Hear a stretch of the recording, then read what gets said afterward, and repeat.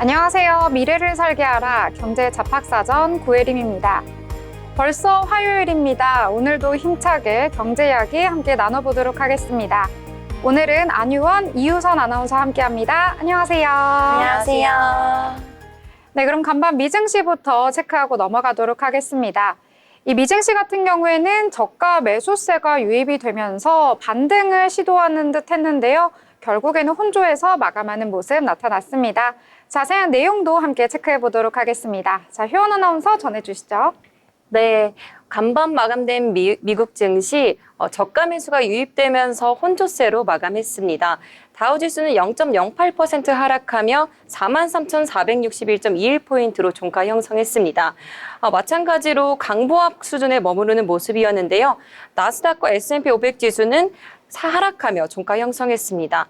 나스닥 19,286선에서 종가 형성했고요. S&P 500 지수는 5,983선에서 종가 형성하며 0.5% 하락한 모습이었습니다. 3거리일 연속 하락세를 이어간 모습이었는데요. 6,000포인트 선 아래로 밀린 모습으로 종가 형성되었습니다. 미국 증시를 둘러싼 경고음이 갈수록 커지고 있습니다. 2월 경제지표가 부진했던 것이 하락세를 부추긴 원인이었는데요. 이번 달에 발표된 미국의 서비스업 구매관리자 지수 PMI는 49.7로 떨어지며 25개월 만에 최저치를 기록했습니다. 그러면서 시장의 불안감이 확산된 것인데요. 또 소비자 심리지수도 예상보다 낮게 나타나면서 경기 둔화 우려가 커지고 있습니다. 이에 월가에서는 스태그플레이션에 대한 이야기들이 계속해서 나오고 있는데요. 물론 지금 당장 스태그플레이션에 진입한다는 것은 아니지만 월가의 목소리를 종합을 해봤을 때 그 단계를 집중해봐야 한다라고 이야기하고 있습니다. 확실히 경계해야 하는 단계는 맞다고 볼 수 있겠는데요. 오늘 시장의 전체적인 분위기만 봐도 저가 매수세가 유입되기는 했지만 그 수준이 아직까지는 제한적인 만큼 당분간 변동성이 계속해서 확대될 것으로 예상되고 있습니다. 그럼 시장을 움직인 주요 뉴스들도 함께 살펴보도록 하겠습니다. 첫 번째 소식은 트럼프 관련 뉴스입니다. 도널드 트럼프 대통령은 캐나다와 멕시코가 불법 이민과 마약 차단에 충분히 협조하지 않는다는 이유로 앞서 지난 4일부터 25% 관세를 부과한 바 있는데요. 두 국가는 협상을 통해서 협력 의지를 보이자 관세 부과를 오는 3월 4일까지 한 달 유예했습니다. 현지 시간 24일 워싱턴 DC 백악관에서 에마뉘엘 마크롱 프랑스 대통령과 회담을 진행한 뒤 기자회견에서 캐나다, 멕시코 관련 관세는 시간과 일정에 맞춰서 앞으로 나아가고 있다고 밝힌 바 있습니다. 즉 이전에 예고했던 관세 부과 계속해서 진행할 것이다 라는 뉴스 전해드렸습니다. 네, 이어서 두 번째 소식입니다. 국제유가, 미국이 이란에게 석유 수출 제재 상승. 현지 시간 24일 뉴욕 상업거래소에서 4월물 서부 텍사스산 원유 WTI는 전장 대비 0.43% 상승한 배럴당 70.7달러에 거래 마쳤습니다. 런던 IC 선물거래소에서는 4월물 브렌트도 배럴당 0.47% 오른 74.78달러로 집계됐는데요. 국제유가는 미국 재무부와 국무부가 이란산 원유 소송에 관여한 이란, 중국, 인도, 아랍에미리트의 개인 및 법인, 선박 등의 제재를 부과하면서 상승했습니다. 다만 우크라이나 전쟁 종식 가능성과 이라크의 원유 수출 재개 가능성에 상승세는 제한적이었습니다. 세 번째 소식, 우크라이나 관련 소식입니다. 에마뉘엘 마크롱 프랑스 대통령이 미국 워싱턴 DC 백악관에서 도널드 트럼프 미국 대통령과 정상회담을 마친 뒤 기자회견에서 우크라이나를 언급하며 주목을 받았는데요. 마크롱 대통령은 안전보장이 없는 휴전을 의미해서는 안 된다며 자신의 뜻을 강조했습니다. 또 트럼프 대통령과 우크라이나 분쟁을 종식시키고 측정과 검증이 가능하며 지속적인 평화 협상을 가능하도록 하는 휴전 방안에 대한 긴 논의를 나눴다고 진술했습니다. 네 번째 소식입니다. 중국 알리바바 3년간 AI 인프라에 75조 원 투자 최대 규모. 시진핑 국가주석의 부름을 받고 중국 빅테크들의 곳간을 활짝 열어 제끼고 있습니다. 그중에서도 당국의 미운 털이 박혔다 돌아온 마윈이 주도적으로 나서고 있는데요. 알리바바는 지난 10년간 들인 투자액보다 더 많은 자금을 향후 3년간 클라우드 AI 인프라 개발에 쏟아붓기로 했는데 자그마치 3,800억 위안, 우리 돈 75조 원이 넘습니다. 딥시크 훈풍을 타고 탄력을 받은 알리바바, 거침없는 행보를 보여주고 있는데요. 지난달에는 새로운 AI 모델 Q1을 선보이기도 했습니다. 딥시크는 물론이고 오픈 AI와 메타의 제품을 모든 영역에서 능가한다 주장했는데요. 알리바바는 애플 아이폰의 중국 현지 AI 서비스를 위한 파트너사로 자리매김하는 한편 클라우드 분야에선 아시아 1위를 달리고 있습니다. 덕분에 새해 들어 주가는 70% 가까이 고공행진하는 모습입니다. 알리바바뿐만 아니라 다른 중국 기업들도 인공지능 투자를 늘리는 추세입니다. 이어서 히트맵 열어서 주요 기업들의 흐름 살펴보도록 하겠습니다. 헬스케어 섹터가 그나마 선방했고 이를 제외하고는 대부분 하락하며 개별 종목 흐름을 보였는데요. 금융주의 버크 해서웨이가 호실적에 힘입어 4.11% 급등했습니다. 투자의 귀재 워런 버핏 회장의 버크셔 해서웨이는 연례 주주 서한을 통해 지난 4분기 영업이익이 71% 급증한 145억 달러를 기록해 역대 최대 실적을 기록했다고 밝혔습니다. 이에 버크셔 해서웨이는 주가는 호재를 받아가는 모습인데요. 장중 내내 5% 내외의 상승폭을 보였습니다. 작년 말 기준 약 3,342억 달러의 현금성 자산을 보유했다는 소식까지도 전했는데요. 사상 최대치를 기록한 모습이었습니다. 다만 버핏 회장이 주주들의 절대액은 여전히 주식 투자에 활용되고 있다며 현금보다는 우량주를 선호한다는 기존의 기조가 변하지 않았다고 주장함에도 불구하고 버크셔 해서웨이의 현금 보유액이 늘어나고 있다는 점에 대해서는 명확한 이유를 밝히지 않았다는 CNBC의 보도가 있었습니다. 네, 이어서 인텔 소식 살펴보겠습니다. 인텔 간밤에 1% 넘게 빠졌는데요. 지난주 인텔은 TSMC와 브로드컴의 분할 매각 가능성에 최고의 화두로 떠오르며 16%가량 급등했습니다. 이와 관련해 인텔 측은 데이터 센터와 엣지 환경용으로 제온6 프로세서를 출시한다고 밝혔습니다. 2배 넘는 광범위한 처리 속도 등 업계 최고의 성능과 동급 최고의 효율을 자랑할 것이라고 포부를 드러냈습니다. 네, 메타는 2.26% 하락하며 5일째 하락세 이어가고 있습니다.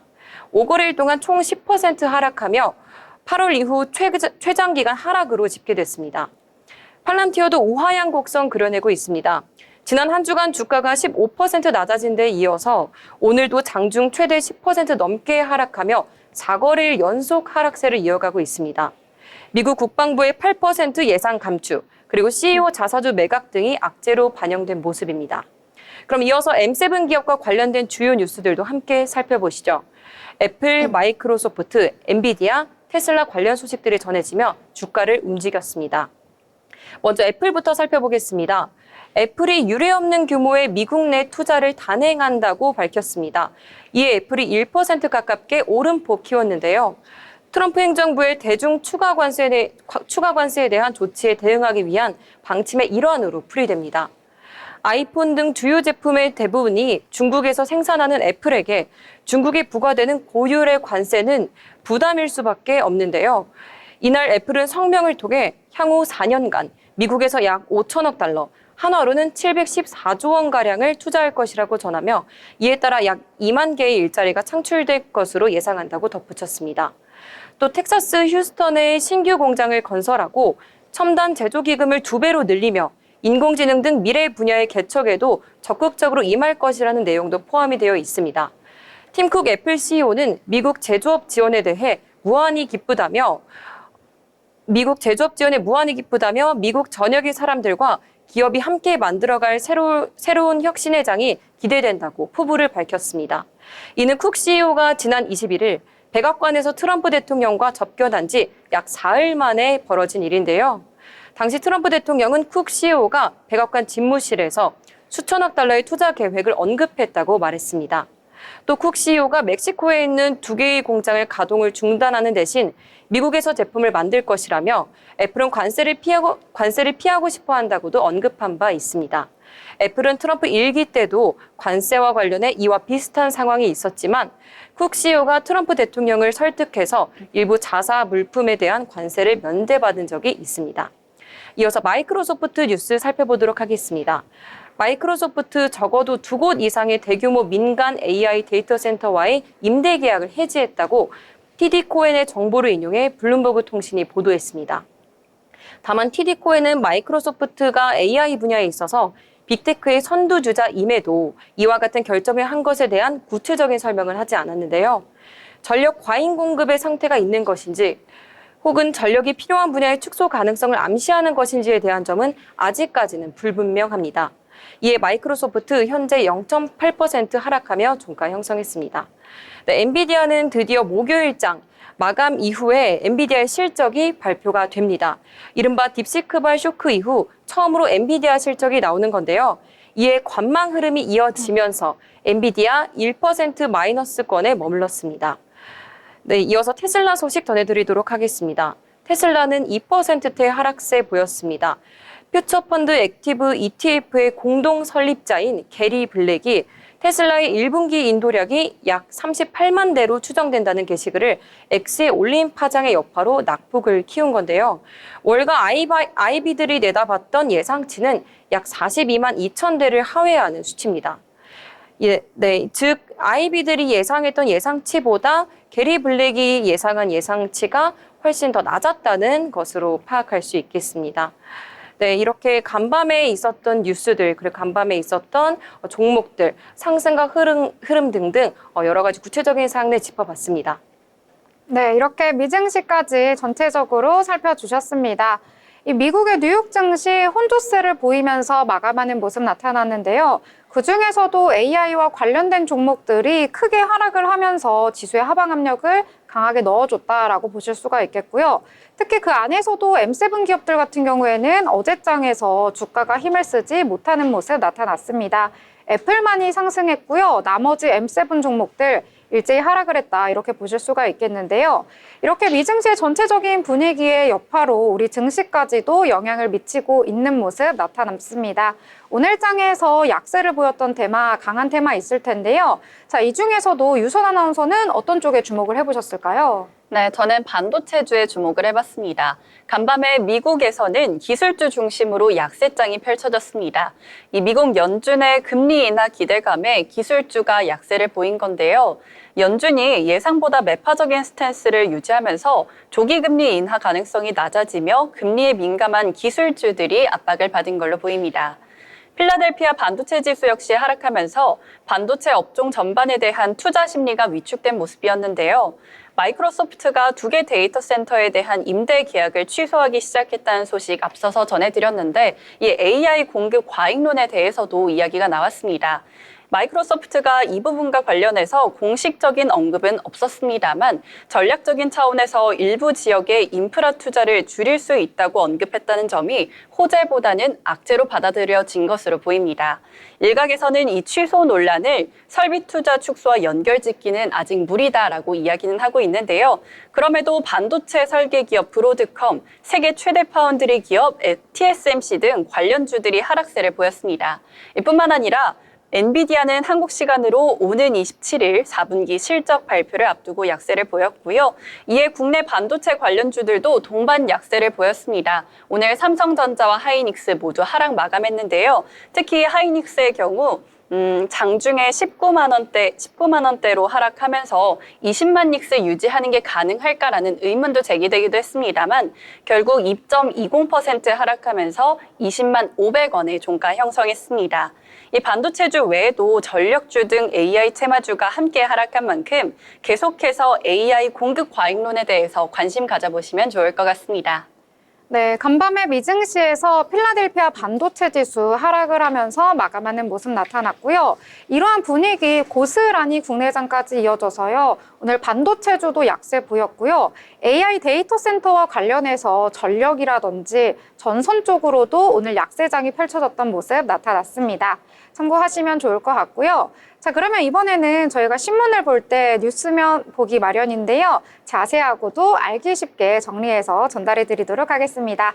자, 효연 아나운서, 오늘은 어떤 내용 준비하셨나요? 네, 국내장 이슈 그리고 미국장 이슈 함께 준비해봤습니다.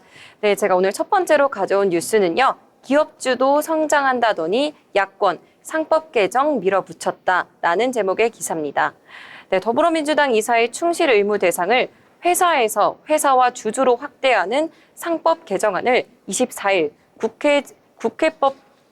국회법제사법위원회 법안 심사소위에서 단독 처리했습니다. 민주당은 개정안을 오는 27일 국회 본회의에서 처리하겠다는 방침인 건데요. 경제계에서는 경영진을 상대로 한 주주의 줄 소송이 이어져 기업 경영 활동이 극도로 위축될 것이라는 우려가 나오고 있습니다. 국회 법사위는 이날 법안 소위를 열어 상법 개정안을 야당 단독으로 의결했습니다. 국민의힘이 법안 처리에 반대하며 표결에 불참해 민주당이 단독 처리한 건데요. 법안을 대표 발의한 이정문 민주당 정책위원회 수석 부의장은 회의에서 현행범은 해석상 주주 보호에 소홀한 측면이 있다며 충실 의무 대상을 회사뿐만 아니라 주주에 대해서도 인정할 필요가 있다고 주장했습니다. 국민의힘 법사위 간사인 유상범 의원은 중도보수 정당이라고 하면서 이런 법안을 내는 것 자체가 민주당의 이중적 태도로 보여진다고 말했습니다. 다음 뉴스입니다. 알리바바 AI에 75조 원, 투자액 중 역대 최대. 중국 최대 이커머스 기업 알리바바가 인공지능과 클라우드 분야에 3년간 약 75조 원을 투자합니다. 24일 로이터 통신 등에 따르면 우융밍 알리바바 최고 경영자는 앞으로 3년간 알리바바는 AI와 클라우드 인프라에 3,800억 위안, 약 75조 원을 투자할 것이라고 밝혔는데요. 이는 알리바바가 지난 10년에 걸쳐 AI 및 클라우드 컴퓨팅 분야에 투입한 총 투자액을 넘어서는 규모입니다. 중국 민영기업 중 역대 최대 AI 투자액인데요. 이날 투자 발표는 지난 17일 시진핑 중국 국가주석이 주재한 민영기업 좌담회에 마윈 알리바바 창업자가 등장한 이후에 나왔습니다. 마윈은 5년 전 중국 정부 규제를 공개적으로 비판해 눈밖에 나면서 사실상 은둔 생활을 해왔는데요. 이날 마윈이 공식 석상의 모습을 드러내 복원됐다는 신호로 해석됐고 대규모 투자 계획으로 화답한 것으로 분석됩니다. 알리바바 주가도 지난 21일 13.8% 올라 2021년 11월 이후 약 3년 3개월 만에 최고가를 기록했습니다. 다음 기사입니다. 미국 반도체 투자만 해도 세금 혜택, 한국 설비 투자만 찔끔 감면. 자세한 내용 알아보겠습니다. LG 에너지 솔루션이 지난해 흑자 기업 리스트에 이름을 올린 데는 한 가지 비밀이 있는데요. 바로 첨단 제조 생산 세액 공제 AMPC입니다.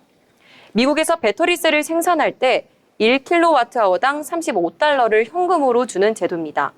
지난해 배터리 사업에서 9,046억 원 적자를 기록한 LG 에너지 솔루션은 AMPC 명목으로 1조 4,800억 원을 받은 덕에 5,754억 원의 영업이익을 올렸습니다. LG 에너지 솔루션이 이 물량을 한국에서 생산했다면 적자 기업 딱지를 떼어내는 것은 불가능한데요. 국내엔 AMPC 같은 제도가 없을 뿐더러 설령 있더라도 현금 지급이 아니라 세액공제 방식을 택할 게 뻔해서입니다. 세액공제는 흑자를 낸 기업이 내야 할 법인세에서 깎아주는 방식인 만큼 적자 기업은 당장 아무런 혜택을 받지 못합니다. 기획재정부는 조세특례제한법에 국가전략기술투자세액공제 제도를 뒀습니다. 정부가 지정한 첨단 산업에 투자하는 기업에 투자액의 15%만큼 세액을 공제해주는 제도입니다. 글로벌 경쟁이 치열해지고 있는 반도체와 관련해서는 올해 공제율을 20%로 올렸습니다. 네 번째 뉴스입니다. 중국 저가 철강 공세 와중에 현대제철 부분 직장 폐쇄. 현대제철 당진제철소가 2010년 설립 이래 처음으로 부분 직장 폐쇄를 결정했습니다. 임금 인상을 둘러싼 노사 갈등으로 파업을 반복하자 정상적인 생산이 어려워졌기 때문인데요. 글로벌 경기 침체와 중국산 저가 공세로 가뜩이나 한국 철강업체들이 실적이 약화되는 상황에서 노조 파업에 따른 직장 폐쇄까지 벌어지며 경영난이 확산될 것이란 우려가 커지고 있습니다. 24일 현대제철은 대표이사 명의의 공고문을 내고 이달 정오부터 당진제철소 1, 2 냉영 공장의 산세 아변 설비 부분 직장 폐쇄를 실시한다고 밝혔습니다. 산세 아변 설비에선 냉연 강판의 소재인 열연 강판 표면의 불순물을 제거하고 후공정인 냉연 강판 생산 라인으로 보내기 위한 사전 아변을 해야 합니다. 해당 라인이 멈추면 전체 생산 라인의 차질이 불가피한데요. 현대제철은 공고문에서 노조 파업으로 더 이상 정상적인 생산 활동이 불가해지고 막대한 지장이 초래돼 부득이하게 법에 따라 직장을 폐쇄한다고 설명했습니다. 현대제철 노사는 작년 9월 상견례를 시작으로 5월 가까이 임단협 교섭을 진행하고 있지만 이견을 좁히지 못하고 있는 모습입니다. 마지막 뉴스입니다. 운임 급락, 트럼프 관세 해운업계 비상등. 지난해 꾸준히 2,000선을 웃돌았던 글로벌 컨테이너 해상 운임이 6주째 하락하며 1,500대까지 떨어졌습니다.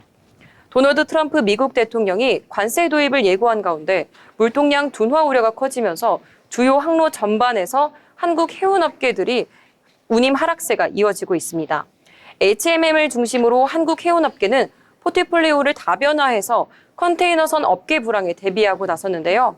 특히 최근 미국이 자국 항구에 입항하는 중국 해운사와 선박에 수수료를 부과하는 방안을 추진하기로 한 것은 한국 해운업계 호재로 작용할 방침입니다. 24일 해운업계 등에 따르면 세계 해상 운송 운임 수준에 나타나는 상하이 컨테이너 운임 지수는 지난 21일 기준 1,595.08로 집계됐습니다. 일주일 새에 163.74포인트 떨어진 것인데요. 지난 1월 첫째 주 이후 6주 연속 하락한 것으로 SCFI가 1,700선을 밑돈 건 14개월 만에 처음입니다. 업계에서는 SCFI 1000을 손익분기점으로 보고 있습니다. 지금까지 시장을 움직인 주요 뉴스들 전해드렸습니다. 네, 여러 가지 뉴스들 알기 쉽게 정리를 해주셨습니다. 여러 뉴스들 중에요. 저는 개인적으로 주목했던 것이 바로 알리바바의 새로운 AI에 대한 투자인데요. 약 75원 정도를 투자를 한다라는 소식이 전해졌고요. 이에 대항해서 바이두 역시도 바이두 자체 앱에 AI를 전면적으로 적용하겠다라는 내용을 밝혔거든요. AI를 둘러싸고 중국 각 기업들의 치열한 경쟁이 심화되지 않을까 이런 생각도 드는 내용이었습니다. 자, 더불어본 방송에서 제공하는 정보는 투자 판단을 위한 조언일 뿐 해당 종목의 가치, 상승과 하락에 대해서는 보장하지 않습니다.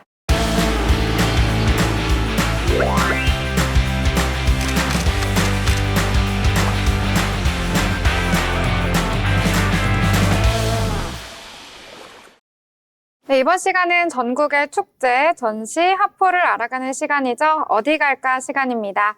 오늘 어디 갈까는 성민아 아나운서와 함께 하도록 하겠습니다. 안녕하세요. 안녕하세요. 네, 미나 아나운서 오늘은 어디로 떠나볼까요? 오늘 소개해드릴 곳은 청도 프로방스입니다. 이곳은 낮과 밤이 모두 특별한 장소인데요. 낮에는 다양한 즐길거리로 가득하고 밤이 되면 환상적인 비축제까지 볼 수 있습니다. 특히 사계절 내내 즐길 수 있는 체험과 액티비티가 가득한 곳이라 남녀노소 누구나 재미있게 즐길 수 있는데요. 지금부터 자세히 청도 프로방스의 매력을 찾아 떠나볼까요? 청도 프로방스는 1996년 청도 테마랜드로 시작해 프랑스 남동부의 감성적인 프로방스 마을을 그대로 재현한 장소입니다.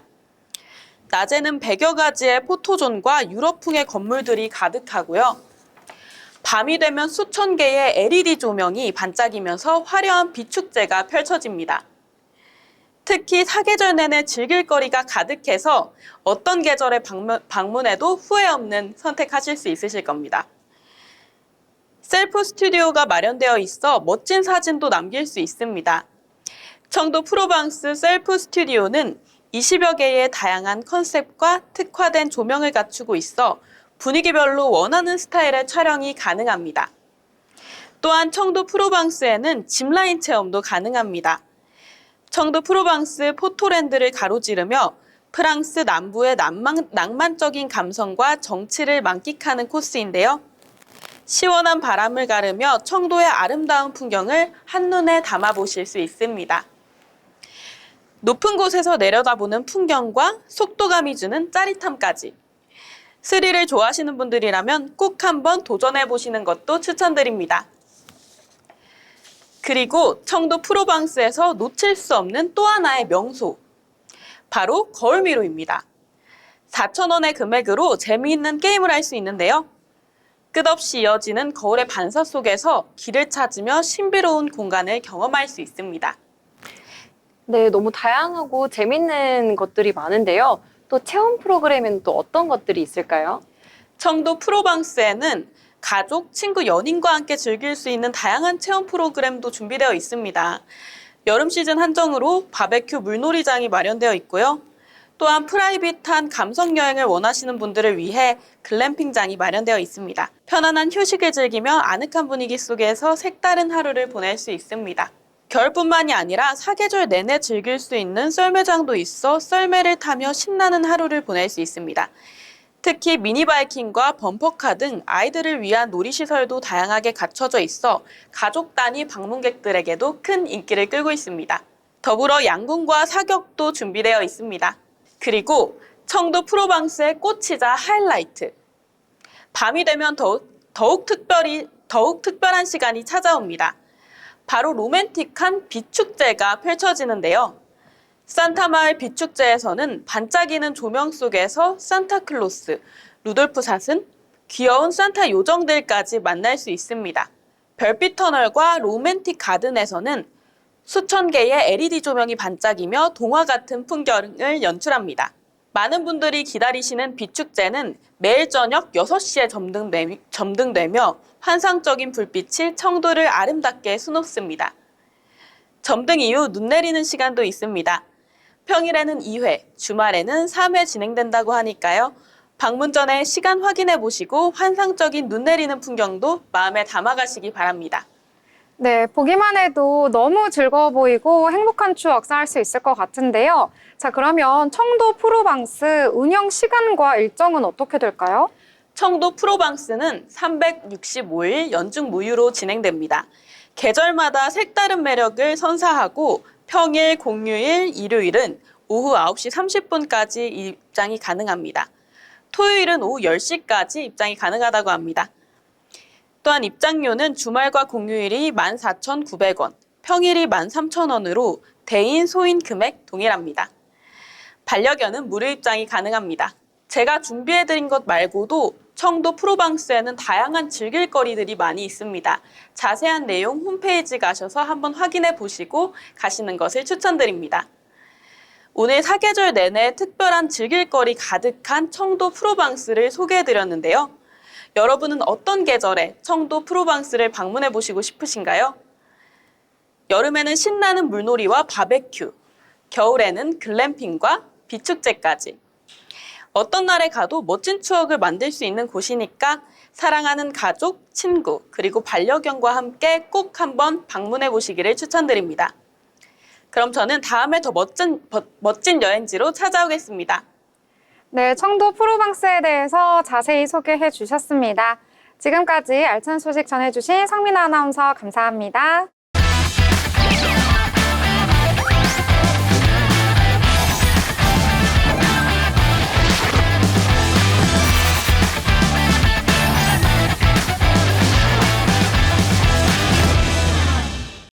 네, 이번 시간은 돈을 잘 벌고 싶은 고수가 되고 싶은 아나운서들이 모여서 주식 이야기, 경제 이야기 함께 나눠보도록 하겠습니다.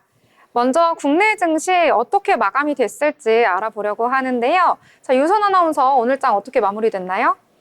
네, 오늘 코스피와 코스닥에 미국발 찬바람이 불었습니다. 코스피와 코스닥 자세히 살펴보도록 하겠습니다. 우선 코스피 지수 살펴보도록 하겠습니다. 코스피 지수 2610선에서 시작을 했는데요. 다행히 금리 인하 소식에 낙폭을 줄였습니다. 전거래일 대비 0.57% 하락하며 2630선에 거래를 마쳤습니다. 이어서 코스닥도 살펴보도록 하겠습니다. 코스닥은 전거래일 대비 0.50% 하락하면서 769.43의 거래를 마쳤는데요. 장중에 770선을 뚫으면서 계속 상승을 할 수 있을지 기대감을 비췄는데 아쉽게도 하락 마감했습니다. 이어서 수급 상황도 살펴보도록 하겠습니다. 오늘 외국인과 기관의 매도세가 보였습니다. 자세히 살펴보면요. 코스피의 개인이 3,145억 원 매수했고요. 외국인은 3,217억 원 매도했습니다. 개인은 4거래일 연속 매수, 외국인은 4거래일 연속 매도를 하고 있고요. 기관 역시 959억 원 매도를 보였습니다. 코스닥도 살펴보도록 하겠습니다. 코스닥 역시 개인이 1,284억 원 사들였고요. 외국인과 기관이 순매도했습니다. 외국인이 342억 원, 기관이 835억 원 매도했습니다. 기관 같은 경우에는 4거래일 연속 현재 매도를 보이고 있습니다. 이어서 시가총액 상위 종목 살펴보도록 하겠습니다. 먼저 코스피 살펴보도록 하겠습니다. 오늘 코스피 반도체주 모두 하락한 모습이었는데요. 뿐만 아니라 전반적으로 모두 하락한 모습이었습니다. 삼성바이오로직스와 네이버만이 빨간불을 켰고요. 특징적으로 KB금융의 경우 12거래일 연속 외국인이 순매도를 하고 있습니다. 코스닥도 계속해서 살펴보도록 하겠습니다. 코스닥의 경우 제약바이오주와 2차전지주의 희비가 엇갈렸는데요.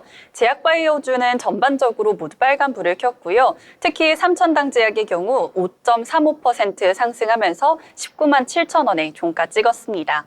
반면 2차 전지주는 간밤 테슬라 등 전기차 관련주 업계 경쟁 심화에 따라서 불안감이 커졌는데요. 이 영향으로 두 종목 모두 하락 마감했습니다. 네, 오늘 외국인과 기관의 매도세로 인해서 전체적으로 하락 마감한 하루였습니다.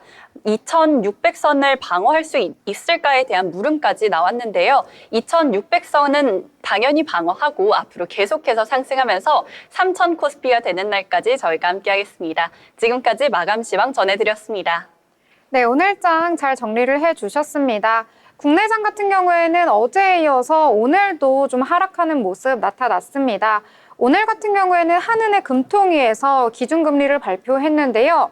연 3%에서 연 2.75%로 금리를 인하하겠다라는 결정을 발표를 했습니다.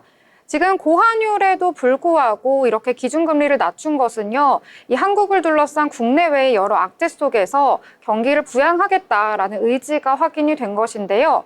오늘 같은 경우에 코스피는 전일 대비 하락을 하면서 마감을 했습니다. 0.57% 내리면서 마감했는데요. 2630선 턱걸이하면서 마감했습니다.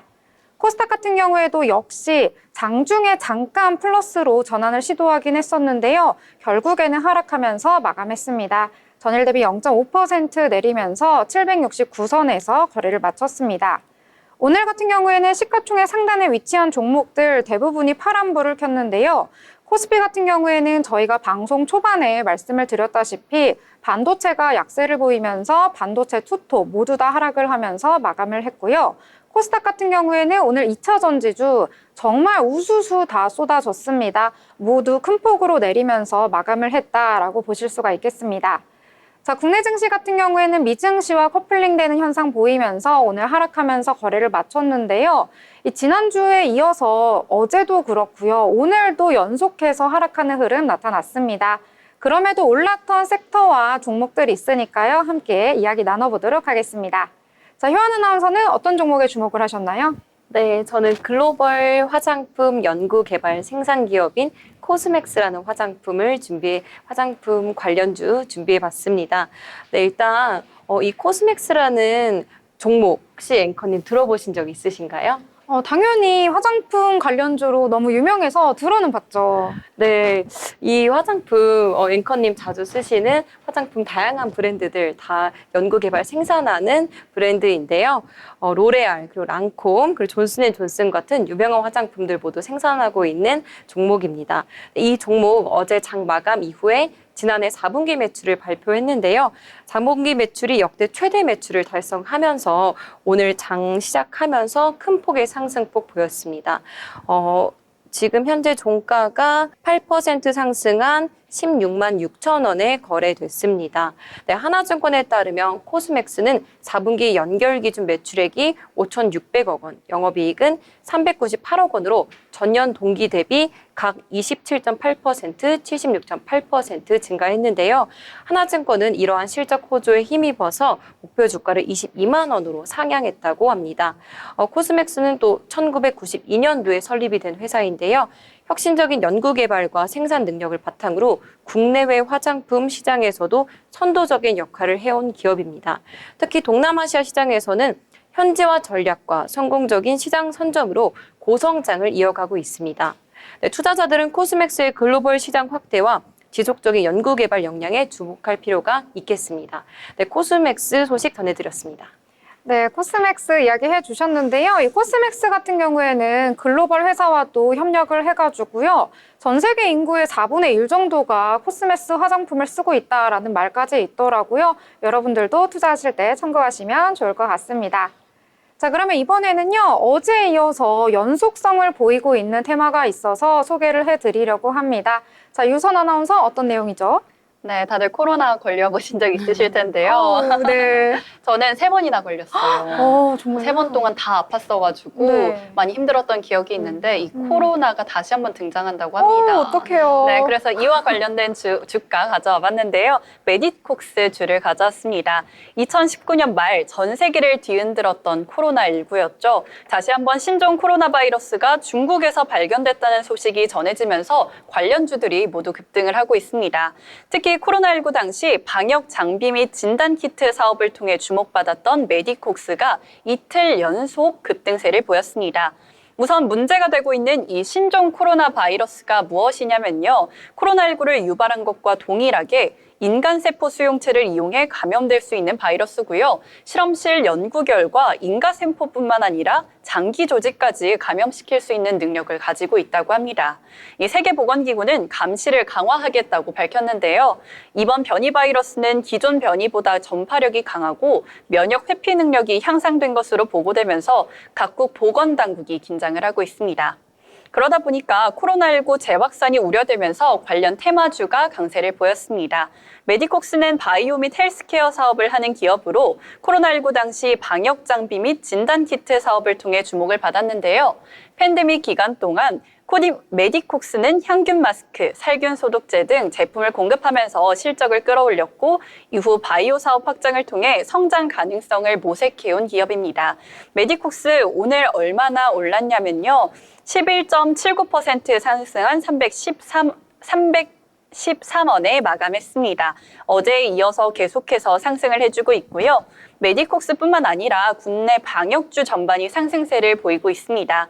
시젠과 랩지노믹스 또한 상승세를 기록했는데요. 다만 아직 신종 변이 바이러스 확산 여부와 백신 개발 진행 상황에 따라 변동성이 생길 수 있는 만큼 관련 내용은 꾸준히 살펴보시면 좋을 것 같습니다. 네, 이렇게 코로나를 3번이나 걸렸던 유선 아나운서가 전해주다 보니까 이 마음속까지 공감이 되는데요. 정말 악몽 같았던 코로나입니다. 이번에는 코로나19 예전같이 인간에게는 전염이 되지 않는다고는 하지만 그래도 예전에 안 좋았던 기억이 있어서요. 우려가 되기 때문에 진단키트를 비롯해서 여러 가지 제약주들이 함께 강세를 보였다 이렇게 보실 수가 있을 것 같습니다. 자, 그러면 또 다른 내용들 함께 이야기해 보려고 하는데요. 또 어떤 내용에 주목해 보셨을까요?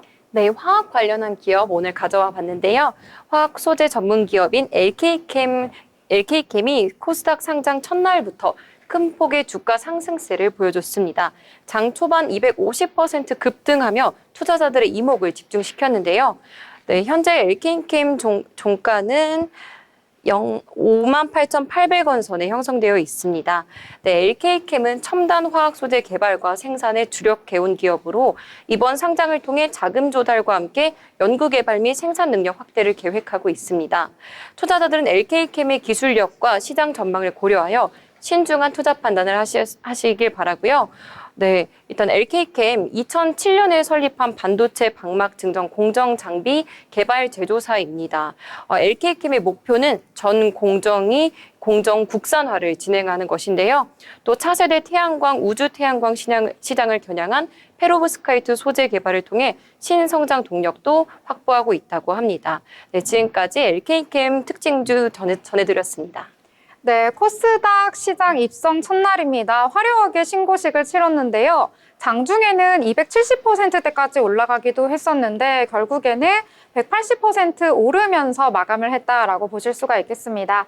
반도체와 엮이는 종목이니까요. 주의 깊게 보시면 좋을 것 같네요. 자, 그러면 이번에 저희가 리포트 정리해서 전해드리려고 하는데요. 최근 들어서 자동차에 대한 이야기 계속해서 나오고 있습니다.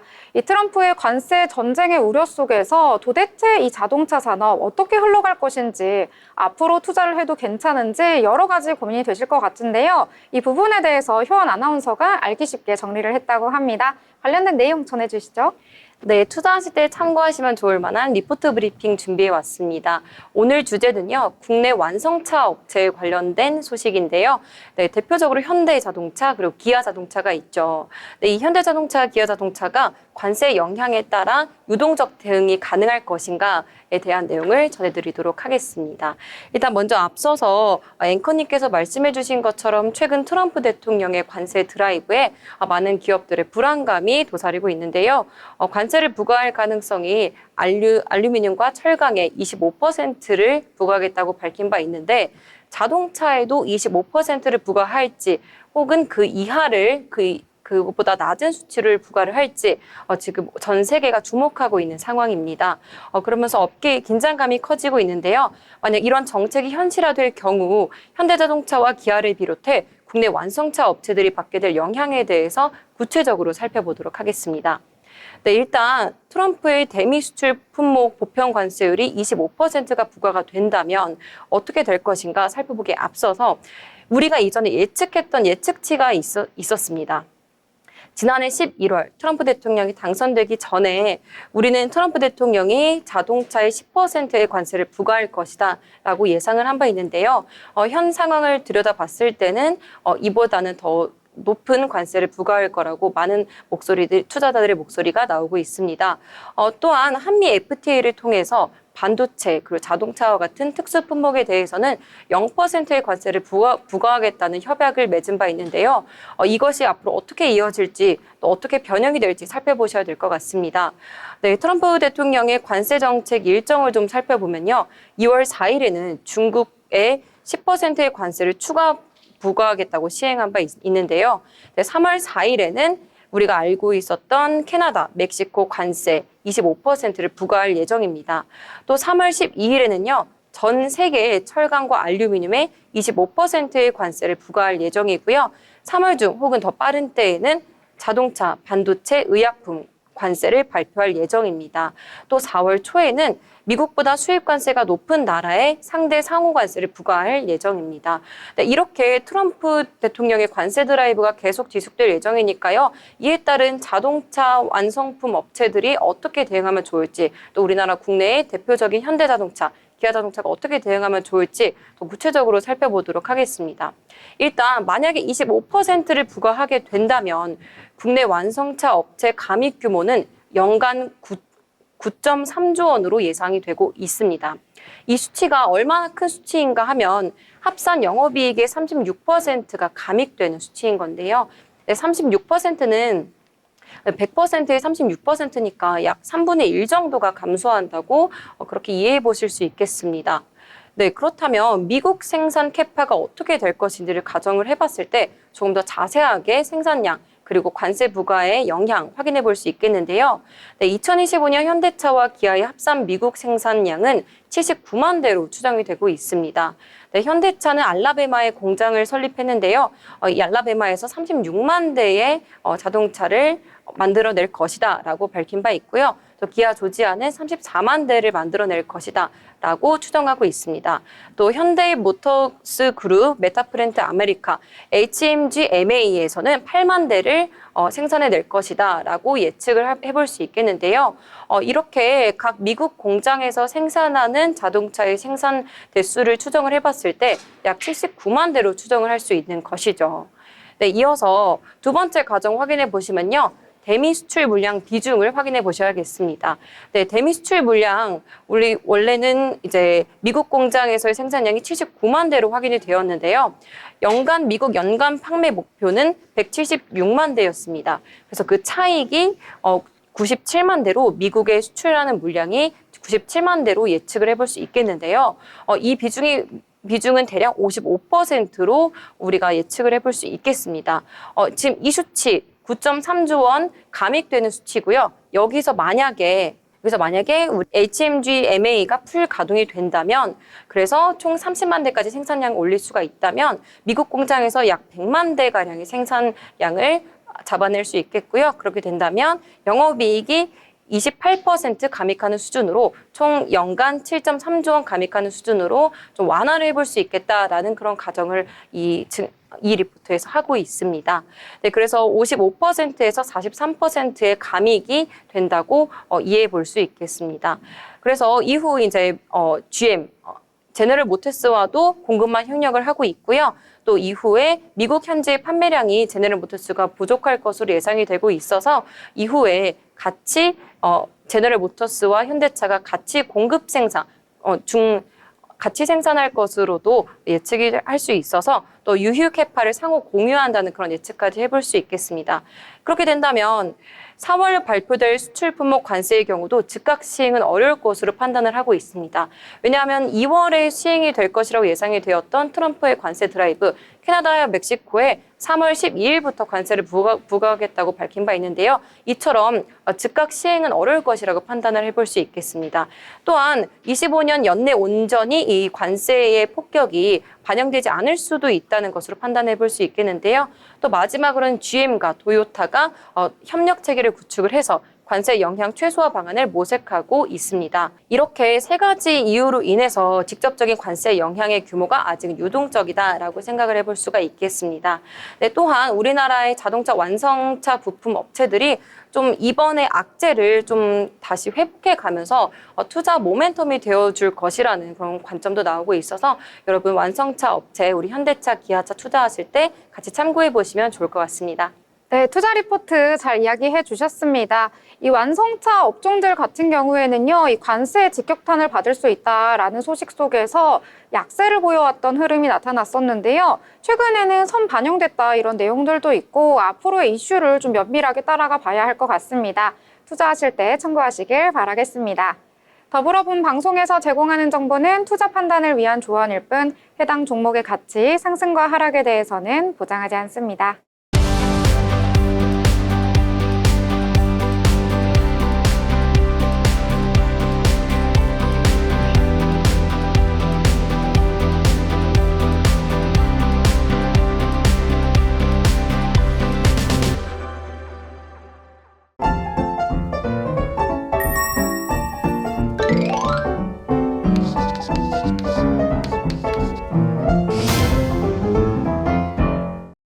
네, 오늘 여러 가지 이야기들 함께 나눠봤습니다. 이번에는 오늘장에 대해서 간략히 요약을 해보려고 하는데요. 자, 유선 아나운서, 오늘장 어떻게 좀 간단하게 표현하면 좋을까요?